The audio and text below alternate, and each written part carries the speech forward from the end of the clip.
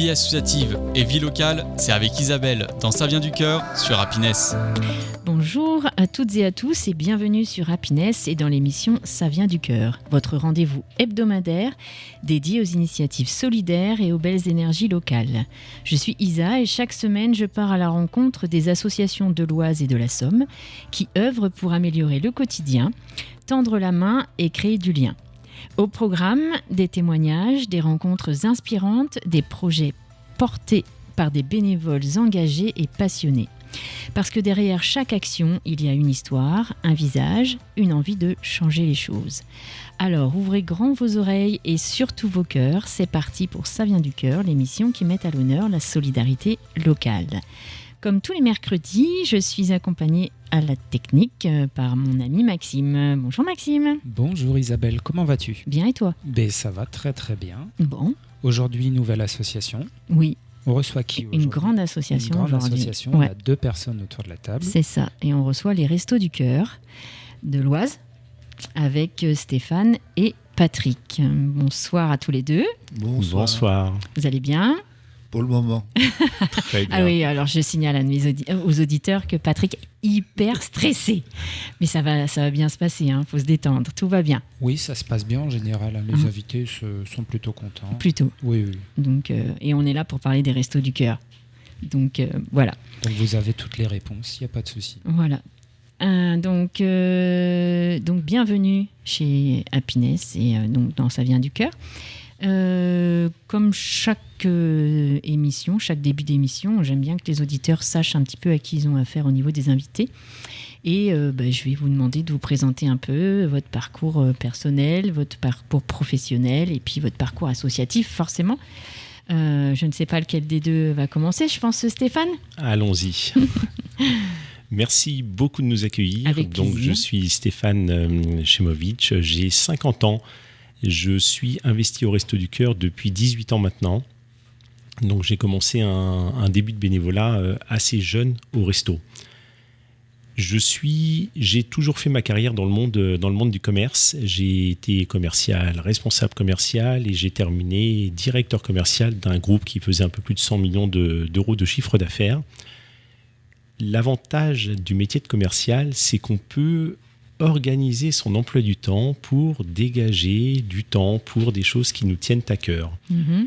C'est ce que j'ai fait, je peux le dire maintenant parce que je ne suis plus dans la société dans laquelle j'étais quand j'ai commencé, mais au niveau de la gestion de l'emploi du temps, j'avais mon lundi en journée de bureau et le lundi, je faisais ma tournée au lieu d'être au bureau. D'accord. Ce qui me permettait derrière de gérer de mon administratif un petit peu tous les soirs et de dégager une journée, en l'occurrence le jeudi, pour aller faire du bénévolat au Resto de Noailles. Mm-hmm. Donc une gestion d'organisation, un chiffre d'affaires qui était plutôt bon et qui me permettait de garder une bonne disponibilité. J'ai été assez rapidement responsable du centre de Noailles dans l'Oise, où j'ai passé plus de 10 ans en tant que responsable. Et j'ai fait un petit break d'1 an et demi où j'allais aider vraiment ponctuellement pour décharger des camions, pour la collecte nationale ou d'autres collectes. Et quand j'ai retrouvé un peu plus de disponibilité suite à un licenciement économique, je me suis réinvesti au resto. Au démarrage, je voulais être un peu plus tranquille, j'allais dire en simple bénévole, sans avoir la charge de ce qu'il y avait à faire en tant que responsable. Et on m'a sollicité pour prendre la responsabilité du centre de Beauvais, en l'occurrence le plus gros centre de l'Oise. Okay. Et depuis un peu plus de 2 ans maintenant, 2 ans et demi, je suis responsable du centre de distribution de Beauvais. Ok. Voilà. Durant ma petite carrière au Resto du Cœur, en tant que bénévole, j'ai été pendant 2 ans au conseil d'administration des restos. Mm-hmm. J'ai fait partie de l'équipe des suivis de centre qui permet de suivre un petit peu tous les centres de l'Oise pour vérifier que les règles imposées par le national sont bien mises en place dans tous les centres. Okay. Aujourd'hui, on les appelle les soutiens de centre. Donc, c'est vraiment une équipe qui vient en soutien des centres sur la partie gestion des stocks, sur la gestion des commandes, sur des règles d'hygiène, sur de la recherche de bénévolat. Donc, il y a un certain nombre de sujets qui font partie du job des bénévoles de cette partie. Ok, très bien. Merci. T'es originaire de l'Oise ? Alors moi, j'ai grandi en région parisienne. D'accord. Et je suis arrivé dans l'Oise quand on a commencé à avoir un petit peu plus d'enfants et un peu plus de difficultés à se loger En région parisienne. en région parisienne. Donc avec mon ex-femme, on a eu 5 filles. Ah oui. Et donc du coup, on avait besoin d'une maison un peu 5 plus grande. filles. Voilà, donc ça fait une vingtaine d'années maintenant que je suis dans l'Oise. Ok, super. Merci Stéphane. Avec plaisir. Patrick, Alors moi, je ne suis on pas parle bien devant le micro. Patrick. originaire de l'Oise. Je suis né au Maroc, à Marrakech. D'accord. Et après quelques années en France, je suis retourné au Maroc passer mon bac et j'ai atterri dans une école d'ingénieur à Beauvais il y a très longtemps, en 72. Et donc j'ai passé 5 années à Beauvais. Et puis après, je suis rentré dans une compagnie aérienne qui s'appelait UTA et qui était rachetée par Air France, où j'ai fait alternativement du contrôle d'essais non destructifs, c'est-à-dire on cherchait des fissures sur les avions par radio au courant de Foucault. Bon, ça c'était un peu stressant parce qu'il ne fallait pas se rater. Et après, j'ai bifurqué vers le contrôle de gestion et j'ai fini avec un petit budget de 550 millions d'euros, c'est-à-dire tout ce qui se montait à bord des avions pour être mangé, les couvertures, les assiettes, tout ça. Et puis... Vous avez eu tous les deux une sacrée carrière professionnelle quand même. On s'est bien amusé. Mais moi, ça a duré jusqu'en 2016. Et en 2016, au bout d'un mois, j'ai fait 2 lettres pour pouvoir me faire embaucher, entre guillemets.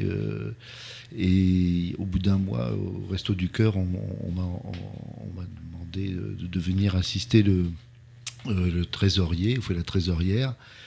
Et du coup, j'ai commencé comme assistant trésorier. Trésorier, ce qui est le poste le plus stressant dans l'association, parce que on a un commissaire aux comptes qui vient tous les ans, et c'est ce qui fait un peu l'image de marque des Restos du Cœur, c'est le sérieux de tout ce qui est dépensé et comptabilisé.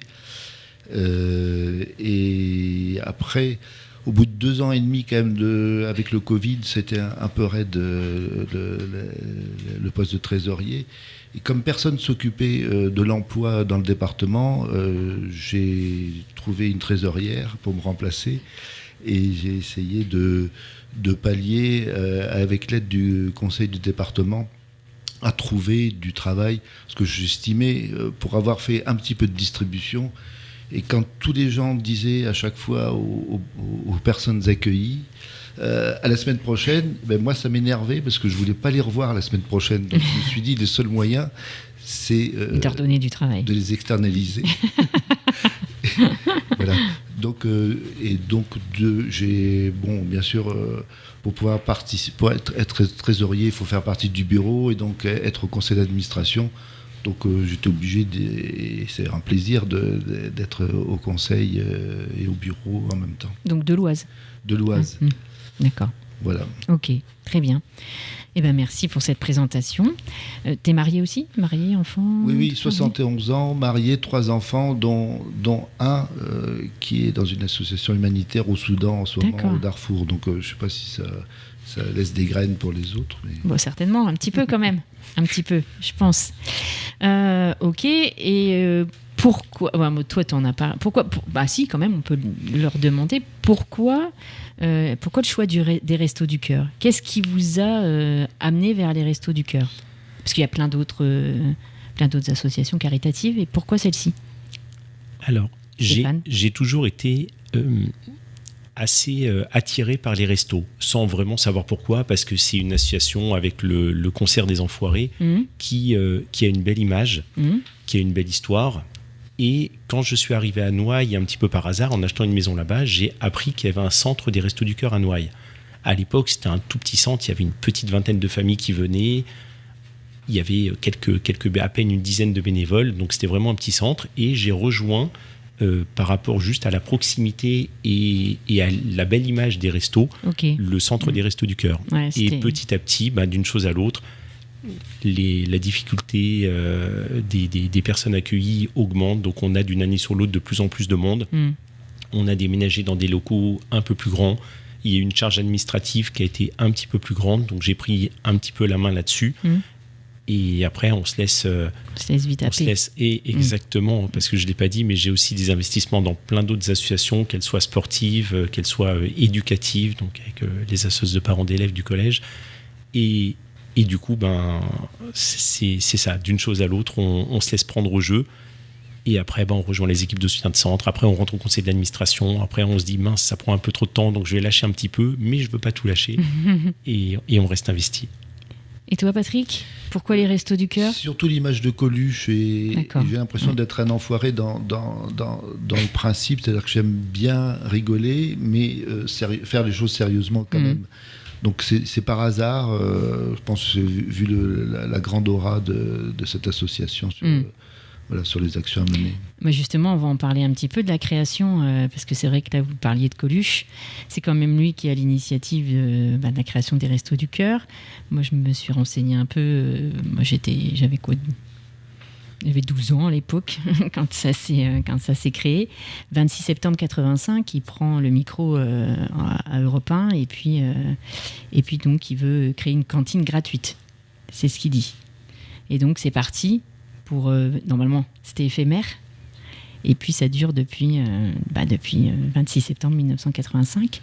Est-ce que vous voulez nous parler un peu de l'histoire des restos ? Vous connaissez un petit peu ou pas ? Alors, je veux bien prendre le sujet parce que, en fait, tout le monde, vu le nom Resto du Cœur, pense à l'aide alimentaire. Oui. Et je voudrais juste lire, parce qu'on n'a pas le droit, mais je vais le faire quand même, la déclaration d'association 1901 qu'il avait faite, parce que c'est assez... Donc c'était aider et apporter en France une assistance bénévole aux personnes en difficulté, notamment dans le domaine alimentaire. Et c'est ça que les gens ont retenu. Mais ce qu'ils voulaient surtout, c'était une action qui contribue à réinsérer les personnes dans la vie sociale et économique, et d'une manière générale, par toute action contre la pauvreté. Donc c'était plus une éradication de la pauvreté qu'une aide alimentaire, mais c'est ce que les gens voient, il y a 99%. Et un jour, j'ai tenu un stand pour intégrer des gens du RSA pour faire du bénévolat. Et quand il y avait la bannière Resto du Cœur, tous les gens venaient me voir en disant « Je suis cuisinier, je voudrais rentrer au Resto du Cœur ». Et je dis « Mais on ne fait pas de cuisine ».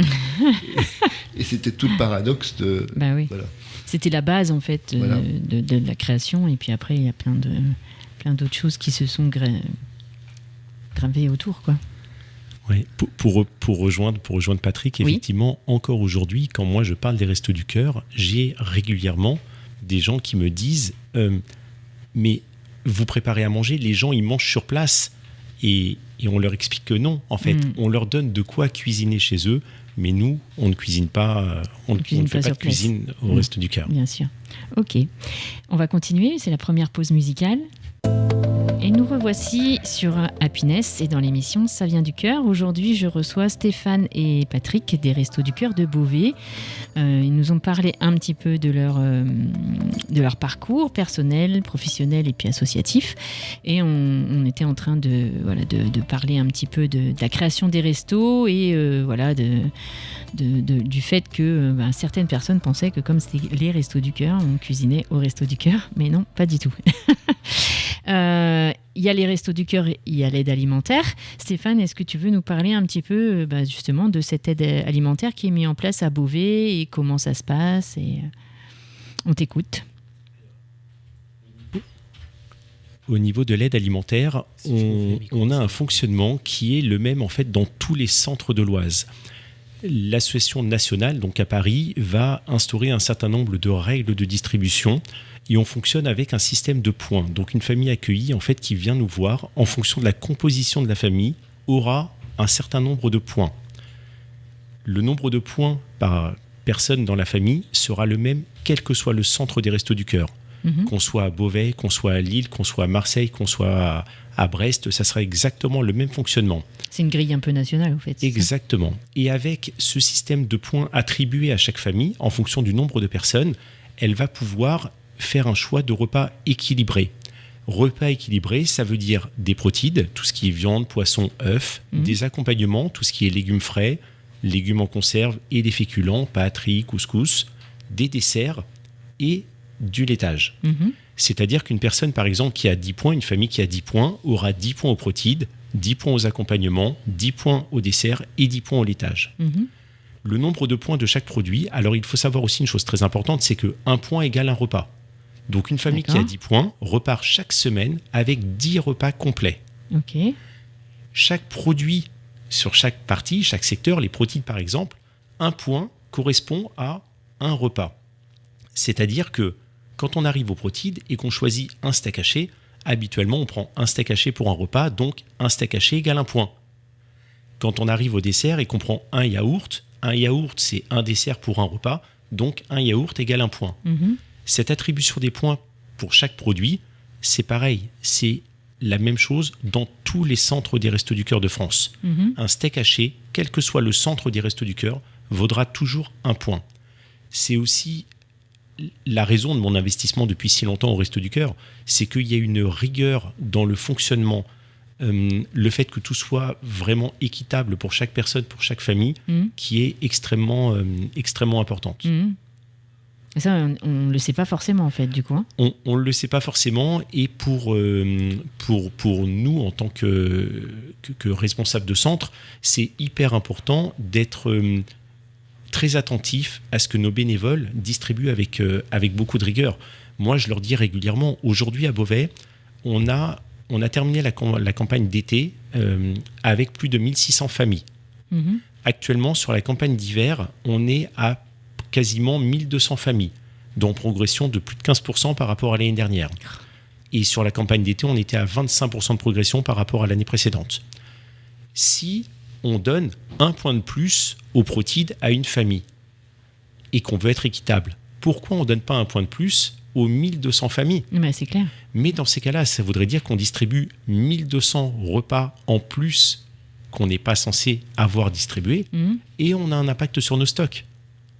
Donc, soit on n'a pas suffisamment de produits, soit on est obligé, pour compenser, de passer un peu plus de commandes, et du coup, on a un impact sur la trésorerie directe des restos. Et on ne se rend pas compte que le fait de valider 1 point de plus à une famille, si c'est démultiplié, ça peut avoir un impact important, multiplié par le nombre de familles, par le nombre de centres, par le nombre de départements, de régions. Et ça, c'est discuté donc au national, tout ça ? Les règles sont discutées au national et redescendent derrière sur les centres. Ok. Et dans l'Oise, il y a combien de centres, tu sais ? Dans l'Oise, il y a 21 centres des Restos du Cœur. D'accord. Il y a 2 centres des Restos bébés et on a un camion du Cœur qui, lui, distribue des repas chauds à Compiègne. D'accord. Okay. Voilà, plusieurs fois par semaine, je crois, 3 ou 4 fois. Et 3 fois. Voilà. C'est le seul exemple contraire, puisque là, on fait de la cuisine, puisqu'on sert des repas chauds. C'est comme un food truck un peu, c'est il y a ça ? à peu près 72, oui c'est ça. Donc il y a une cuisine qui prépare pour 72 personnes en moyenne par soir. D'accord. 3 soirs par semaine. Et ça sur Compiègne, c'est ça ? Voilà. Oui. Un détail très important, c'est que au niveau des Restos du Cœur, tout est totalement gratuit. À partir du moment où les familles rentrent dans le barème des restos, tout est gratuit. Ils viennent sur une campagne, donc ils sont inscrits sur une campagne, donc là en l'occurrence en ce moment la campagne d'hiver. À partir du moment où ils s'inscrivent sur la campagne d'hiver, ils peuvent venir toutes les semaines chercher leur dotation gratuitement. Ok. Comment les familles sont, sélectionnées entre guillemets pour avoir accès en fait au Resto du Cœur ? Comment vous pouvez savoir que...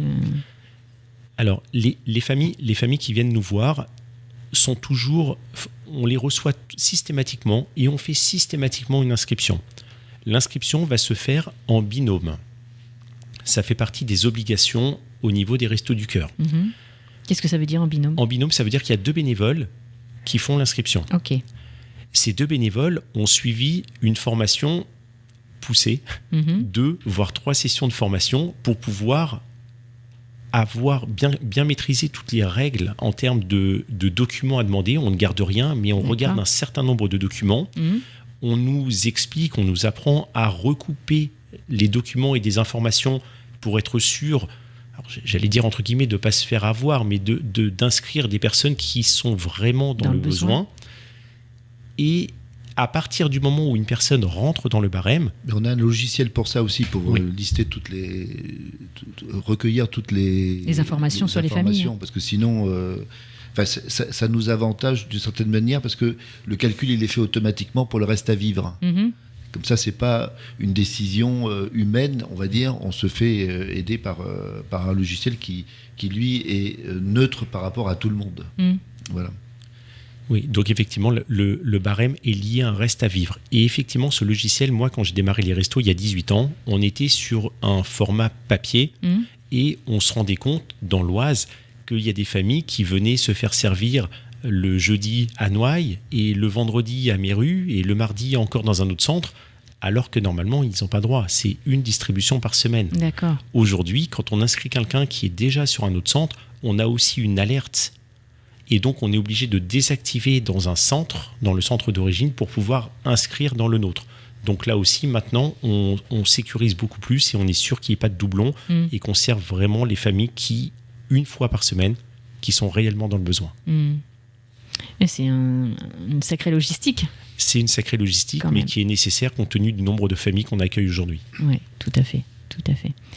Alors, il y a l'aide alimentaire, mais il y a aussi d'autres... Alors, je voudrais juste rebondir sur une chose, parce que Stéphane a insisté sur le fait qu'il fallait être équitable, c'est-à-dire donner le même nombre de points dans tous les centres aux mêmes familles et aux ayants droit. Oui.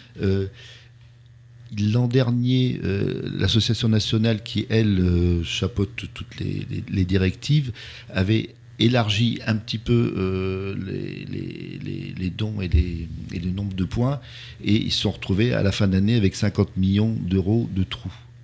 Alors, je rebondis, ça c'est mon ancienne casquette de trésorier, sur les ressources et les dépenses de l'association, parce que c'est important de savoir où va l'argent et comment les dépenser.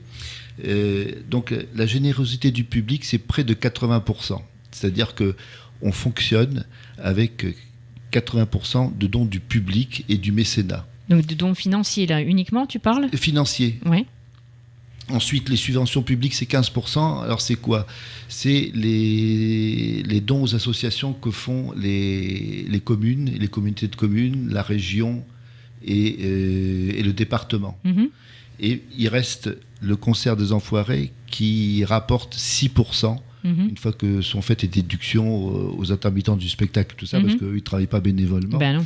Et après, au niveau des dépenses, 94% de ce qui est récolté via ces dons et ce mécénat, 94% est destiné aux aliments, enfin aux denrées qui sont distribuées et au social. D'accord. Donc, et après, il y a 3,8% de frais de fonctionnement, ce qui est vraiment très très peu par rapport à toutes les autres associations, et 1,6% qui sont en frais de recherche de fonds, parce qu'il faut bien aller tendre la main aussi de manière très efficace, avec des moyens, avec le courrier, avec tout ça.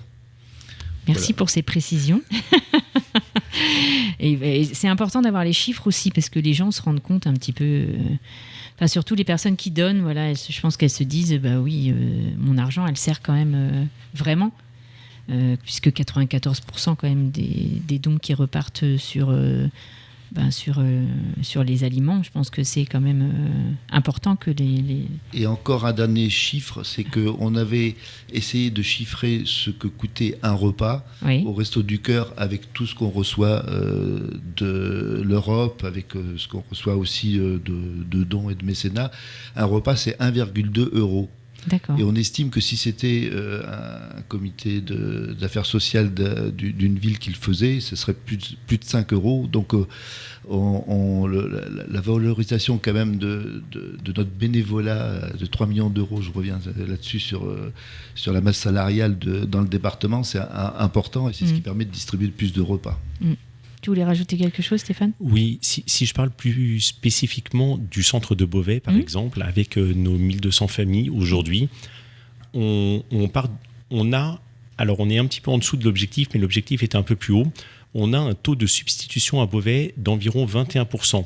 Taux de substitution, ça veut dire que 21% des produits qu'on va distribuer, ce ne sont pas des produits que l'on va acheter. Donc on a effectivement les dons de l'Europe qui sont à 0. On a à Beauvais un camion qui tourne tous les matins pour faire le tour des boulangeries, de certains magasins avec qui on a des conventions. On a un certain nombre d'associations, d'écoles, de collèges, de lycées, d'universités qui font régulièrement des actions et des collectes au profit des Restos du Cœur. Et malgré tout, les 80%, un petit peu moins qu'on va payer, on passe chaque semaine pour environ 15 000 € de commandes pour la dotation alimentaire qu'on va distribuer uniquement sur le centre de Beauvais. D'accord, ok. Donc on est à peu près à 60 000 € tous les mois, juste pour avoir les denrées pour servir les 1200 familles actuellement inscrites à Beauvais. Ok, merci de le dire aussi. On va faire la deuxième pause musicale. Ça vient du cœur. Nous revoici sur Happiness et dans l'émission Ça vient du cœur. Et aujourd'hui, nous recevons Patrick et Stéphane des Restos du Cœur de Beauvais. Mais avant tout, on a un petit événement à la fin de la semaine, ça s'appelle la Saint-Valentin. Et donc, si pour la Saint-Valentin, vous faisiez battre le cœur de votre partenaire à l'occasion de la fête des amoureux ce samedi, Flore, votre artisan fleuriste situé avenue Montaigne à Beauvais et Happiness, vous gâte. Tentez de remporter un magnifique bouquet de fleurs d'une valeur de 45 € à offrir. Pour participer, rendez-vous dès maintenant sur les pages Facebook et Instagram Happiness Oise. Toutes les modalités et conditions de participation y sont indiquées. Vous avez jusqu'à vendredi 20h pour jouer. Alors bonne chance à tous, messieurs qui sont autour de la table. N'hésitez pas si vous voulez faire plaisir à votre cher et tendre, c'est le moment. On va retourner au Resto du Cœur. On a appris plein de choses sur le fonctionnement des Restos du Cœur, un peu plus Beauvais quand même, et au niveau de l'aide alimentaire, mais il n'y a pas que l'aide alimentaire au Restos du Cœur. Moi j'ai relevé qu'il y avait plein d'actions qui étaient mises en place, comme par exemple l'aide au logement, l'inclusion numérique, des départs en vacances, des choses faites pour la petite enfance, l'emploi aussi, l'accès aux droits sociaux, l'accompagnement au budget, voilà, plein de choses. Qu'est-ce qui se fait à Beauvais en plus de l'aide alimentaire ? Qu'est-ce qui parle ? Patrick, un petit peu peut-être, non ? Non ? Toujours Stéphane ? Alors, je peux juste te dire, alors Patrick s'occupe plus effectivement de l'Oise, de tout le département, et moi je suis responsable du centre de Beauvais. Donc au niveau de Beauvais, on a le soutien des référents départementaux, dont Patrick fait partie, sur l'aide au retour à l'emploi. On propose de l'aide budgétaire, des microcrédits. On a ce qu'on appelle un vestiaire, donc une distribution de vêtements. D'accord. On a mis en place une petite bibliothèque également. Donc, on met à disposition des livres pour de tout âge et tout type de livres pour les familles. Donc ça, c'est l'accès à la culture. Exactement. On a des loisirs. Donc, on a des partenariats nationaux avec CGR, par exemple. Donc, quand on en a, on propose des places de cinéma. Ou de parcs d'attractions. On a eu quelques petites places pour le parc Saint-Paul ou Astérix. On fait des premiers départs aidés en vacances pour les enfants, donc en colonie, et pour les familles. L'année dernière, on a fait partir une famille, donc une maman avec ses 2 enfants, le fils de 17 ans voyait la mer pour la première fois. Oui. Donc c'était c'était cool. C'était une belle aventure aussi pour nous de participer à ça. Et après, au niveau du département, il y a plein d'autres choses qui sont aussi développées. Alors sur tout le département, il y a 80 personnes qui sont parties en vacances l'été dernier. C'est important que tous les enfants puissent raconter des souvenirs de vacances, quelle que soit la situation familiale. Bien sûr. On a fait quelque chose qui était indispensable, c'est de s'allier, de faire des conventions de partenariat avec la caisse primaire d'assurance maladie et la caisse d'allocation familiale pour ce que j'appelle des traitements VIP, des Very Invisible Persons. C'est-à-dire que quand ces gens-là ont des problèmes avec ces organismes, qu'ils puissent être traités en priorité dans les 24-48 heures, parce que quand un versement n'est pas effectué à la CAF ou à la CPM, c'est super grave pour eux, encore plus grave pour eux. Alors, c'est pas très juste de faire passer des dossiers les uns au-dessus des autres, mais pour des personnes qui sont vraiment en difficulté, c'est important.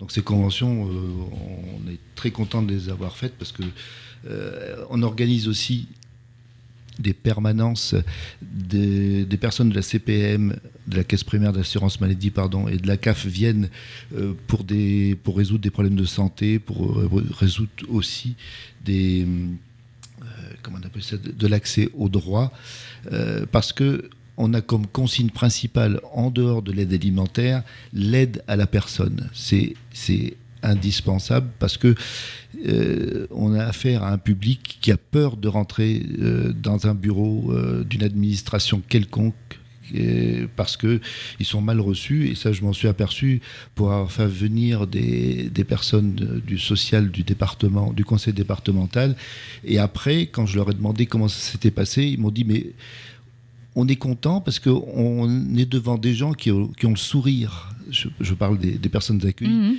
Et c'est vrai que c'est différent que de franchir une porte, d'avoir des questions à poser. Voilà. Et ils sont reçus un peu dans un environnement... qui n'est pas toujours... qui est plus hostile que souriant. Pas comme ici. Et donc, en dehors de ça... On est chez Happiness, on a le sourire. Mais oui, c'est presque obligé. Il y a de l'aide aux devoirs qui est effectuée. On distribue des places de cinéma quand on en a le bénéfice. Donc l'accès à la santé, c'est hyper important. Donc à chaque campagne départementale, on est tout de suite le bon relais. Et pour avoir... quand on introduit des personnes extérieures au resto pour aider les personnes accueillies, elles sont en confiance. Donc elles déballent tous leurs problèmes, elles n'ont pas de retenue de quoi que ce soit. Et donc ça fait tellement avancer les choses qu'on le fait le plus possible. Ok. Comment vous recrutez vos bénévoles, du coup vous faites un recrutement, ou est-ce qu'on vient vous voir en disant je peux être bénévole au Resto du Cœur ? C'est une belle et grande question. C'est un vrai sujet, c'est un vrai gros sujet, le bénévolat au Resto du Cœur. On a des bénévoles qui sont fidèles, qui sont installés, qui sont bien en place, parfois trop bien en place. Parce que Madame Petit Pois, faut pas qu'elle bouge des petits pois, sinon c'est la catastrophe dans le centre. Non, sans blaguer, il faut une bonne répartition en fait du bénévolat, et moi je le vis encore plus dans un gros centre. Aujourd'hui à Beauvais, sur le papier, j'ai plus d'une centaine de bénévoles. Parmi ces bénévoles, il y a effectivement les personnes à la retraite qui souhaitent avoir qui ont du temps et qui veulent rendre service, donc qui veulent faire du bénévolat.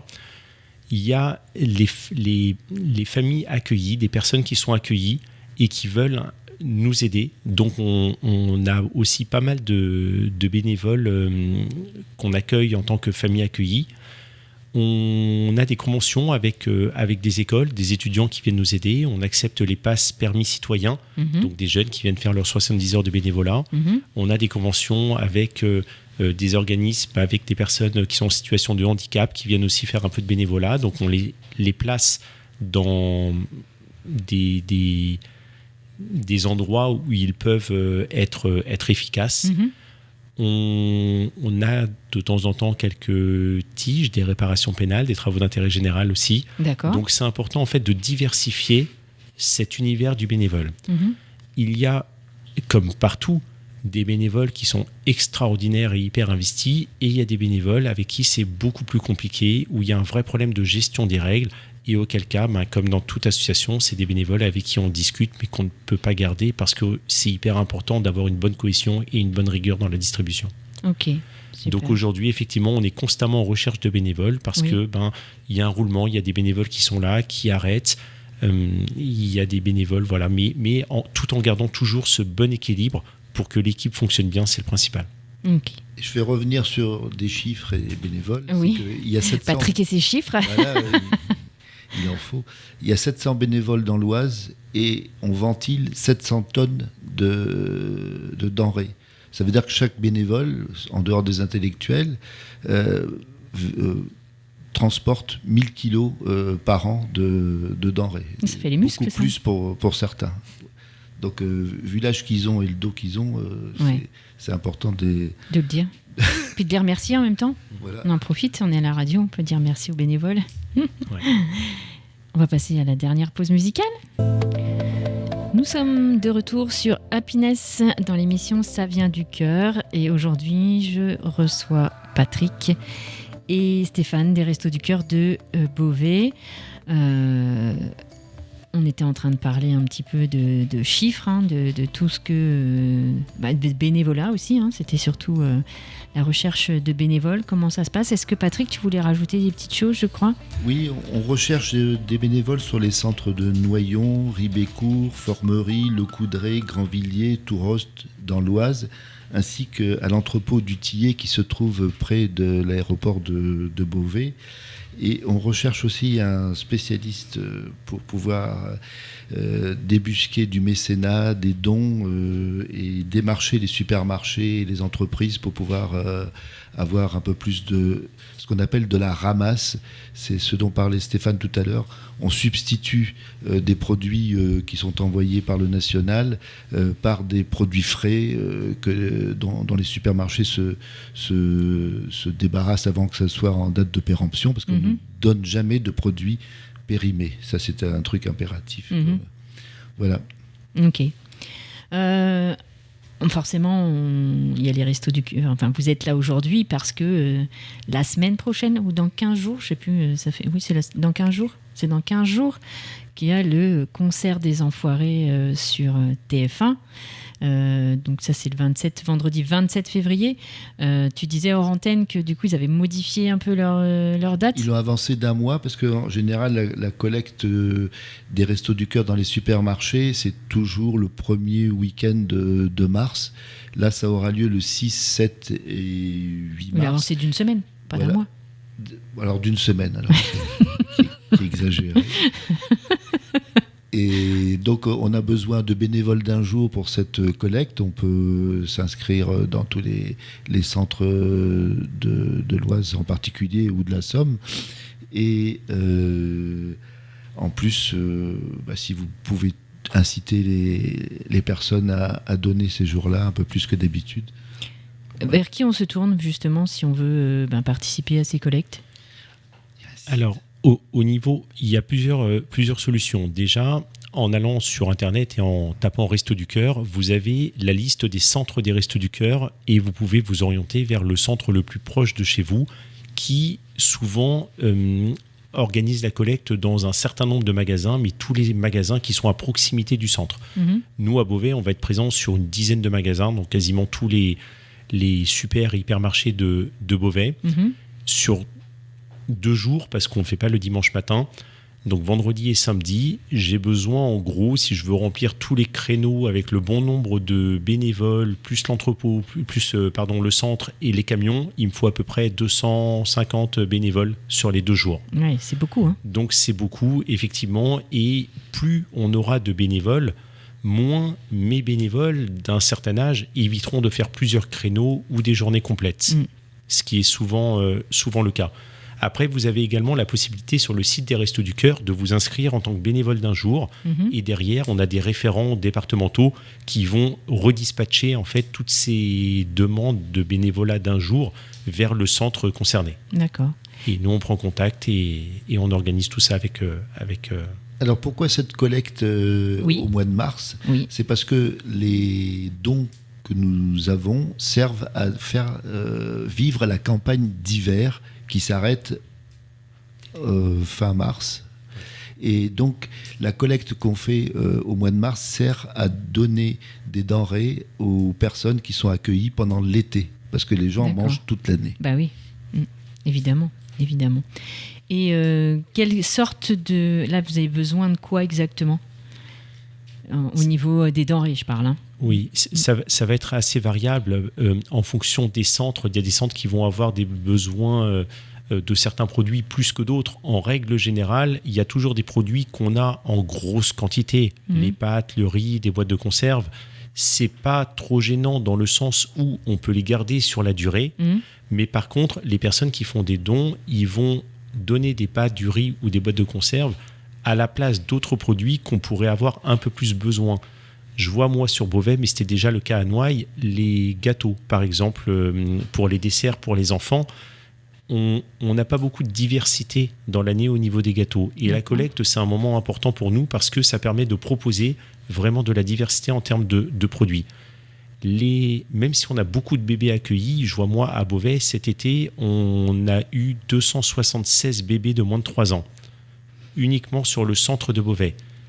Sur l'Oise, je n'ai pas les chiffres en tête, mais on a aussi énormément de dons de produits bébés de petits pots. Si le petit pot arrive en date limite, on ne peut plus le distribuer. Ben oui. Et même si on a beaucoup de bébés, on a beaucoup plus de dons de bébés que de bébés à servir. Et souvent, c'est au détriment d'autres produits qu'on pourra avoir un peu plus besoin. Donc je ne dis pas ne donnez plus des produits pour les bébés parce que c'est nécessaire. Non. Mais justement, exprime et dis quels sont les besoins. Voilà, il faut réguler et peut-être un petit peu moins. Donc les paquets de gâteaux, c'est vraiment un besoin. D'accord. Tout ce qu'on considère comme complément, donc tout ce qui est sucre, huile, farine, café. On n'a pas beaucoup de café. On a tous les centres des Restos du Cœur, ça on ne l'a pas dit, mais c'est important. On a un accueil aux familles. C'est-à-dire qu'avant ou après la distribution, on donne des gâteaux, on sert un café chaud, un chocolat chaud, du thé, ce qu'on a. Et en fait, discute. Le café qu'on reçoit, et on discute, évidemment. Voilà. Et on prend le temps de discuter, de voir quels peuvent être les besoins, les problèmes. Et on a réglé un certain nombre de problèmes juste effectivement en parlant avec les familles accueillies pendant ce temps de café. Mais il y a des fois où on est bloqué parce que même nous, on n'a pas pour distribuer, mais on n'a même plus assez de café pour l'accueil. Et moi j'ai eu le cas où des bénévoles achètent avec leurs sous du café pour les familles. Donc d'accord, c'est gâteau, café. Et pour les bébés, qu'est-ce que vous avez besoin ? Surtout pas de lait. Pas de lait, d'accord. Pas de lait, tu parles en boîte, c'est oui, ça en boîte, on a interdiction de distribuer 1 gramme de lait à partir de la semaine dernière. D'accord. Donc quoi d'autre ? Des couches, choses comme ça ? Oui, couches, on a toujours besoin. Des petits pots, on a toujours besoin. Éviter surtout, parce que ça c'est une vraie galère, de donner des produits frais. D'accord. Des fois, on a des yaourts et comme le centre, on est fermé, nous, après la collecte nationale, en attendant l'ouverture d'été, on peut pas les distribuer. D'accord. Donc, éviter vraiment les produits frais. Après, tous les produits qu'on aura, pour nous, c'est toujours du plus et ça sera toujours distribué. Si on a trop de produits sur un centre par rapport au nombre de familles, on transfère en fait les produits d'un centre à un gros centre qui a plus de besoins. Donc, on est capable aussi, et ça fonctionne très bien en termes de logistique, de mutualiser les produits. Oui, ça, c'est hyper important. Ok. On peut peut-être aussi redonner l'adresse des Restos du Cœur à Beauvais, parce qu'on ne l'a pas encore dit. À Beauvais, nous sommes 10 rue Emmaüs, c'est au pôle solidarité de Beauvais. Et donc, on arrive, si on veut... On est ouvert le mardi et le jeudi. D'accord. Le mardi, on est ouvert... Alors, j'ai des bénévoles qui arrivent à 7h, 7h15 pour les plus courageux. On ouvre aux familles à partir de 9h et on arrête de distribuer quand on a terminé vers 16h, 16h30. Et depuis un bon mois maintenant, on a ouvert un créneau spécifique pour les étudiants le mardi de 17 à 19h. Parce qu'il y a des étudiants aussi qui viennent. Ah oui, on en a quelques-uns. Là, on sert chaque semaine... Il y en a 50 à Beauvais et 50 à Compiègne. Oui, une grosse cinquantaine d'étudiants, mais chaque semaine, on en a de plus en plus. Le bouche à oreille faisant que, mais effectivement, on a beaucoup d'étudiants et on est ouvert au jeudi aux mêmes horaires jusqu'à 16h, 16h30 à peu près. D'accord. Mardi, jeudi, donc... Exactement, 2 grosses journées complètes. À Beauvais. Oui. Ok. Et que ce soit que pour les distributions ou pour si on veut venir faire du bénévolat, etc. Exactement, il faut venir nous voir n'importe quand. On fait des inscriptions n'importe quand et après, quand les familles viennent, elles ont des créneaux horaires. Ok, voilà. Très bien. En tout cas, on vous remercie beaucoup d'être venu à l'émission aujourd'hui. Moi, j'ai appris plein de choses sur les Restos du Cœur. J'espère que vous avez passé un bon moment aussi. Très bon, merci de nous avoir accueillis. Excellent. Et donc, on se donne rendez-vous le 27 février. Devant le concert des Enfoirés, et puis le 5, 6... Surtout 6, 7 et 8 mars dans tous les magasins, et n'hésitez pas à être très généreux. Ok, merci à vous. Merci. Merci à vous deux. Et puis, on va laisser la place à nos collègues. Ben oui, merci beaucoup Lisa, merci à nos invités d'être venus. Donc on va laisser la place à Quoi de neuf Amiens tout de suite après nous. Je m'entends pas bien. C'est pas Non, grave. on t'entend pas bien, c'est vrai. On ne m'entend pas bien. C'est pas grave, je vais monter le son. Voilà, ça va aller mieux. Donc je disais, on va laisser la place à nos collègues de Quoi de Neuf Amiens et on va parler des Cabotants d'Amiens, donc ce théâtre emblématique à Amiens. Voilà, quelle est son histoire, ses anecdotes, les coulisses, tout ça. Vous saurez tout avec nos collègues tout de suite après. Et puis toujours, bien sûr, les actualités, les événements, l'agenda culturel. Tout ça, c'est à suivre dans Quoi de Neuf Quoi de Neuf Amiens. Amiens. Et nous, on se retrouve la semaine prochaine. Oui, Même heure, même endroit, c'est ça. avec une autre association. C'est ça, avec une nouvelle association que j'ai pas envie de dévoiler. Alors à la semaine prochaine. Bonne soirée à tous. Le mercredi de 17h à 18h sur Happiness.